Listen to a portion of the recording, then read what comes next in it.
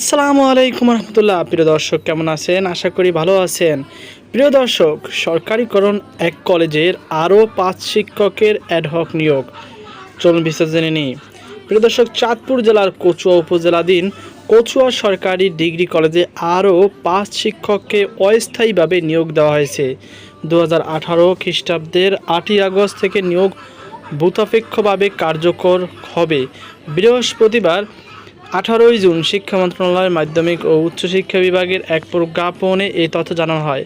প্রজ্ঞাপনে বলা হয়, চাঁদপুর জেলার কচুয়া উপজেলাধীন কচুয়া সরকারি ডিগ্রি কলেজের বেসরকারি আমলে কর্মরত 5 জন শিক্ষককে সরকারিকৃত কলেজে শিক্ষক ও কর্মচারী আত্মীকরণ বিধিমালা 2018 এর বিধি 5 এবং বিধি 6 বর্ণিত বিধান মোতাবেক সরকারিকরণের তারিখে 2018 খ্রিস্টাব্দের 8ই আগস্ট থেকে নিয়োগ দেওয়া হয়।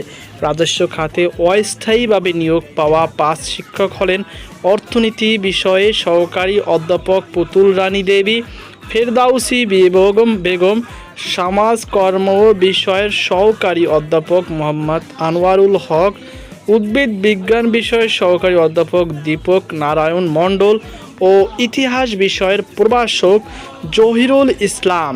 প্রজ্ঞাপনে আরও জানানো হয়, সরকারিকৃত কলেজে শিক্ষক ও কর্মচারী আত্মীকরণ বিধিমালা 2018 এর বিধি 7 এ বর্ণিত বিধান মোতাবেক কর্তৃপক্ষের সন্তোষজনক প্রতিবেদন এবং এ বিধান অনুসারে পরবর্তীতে যথাযথ প্রক্রিয়ায় চাকরি স্থায়ী করা হবে।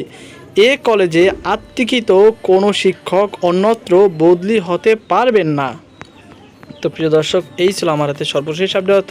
এ নিয়ে আপনার কি মতামত অবশ্যই কমেন্ট জানাবেন।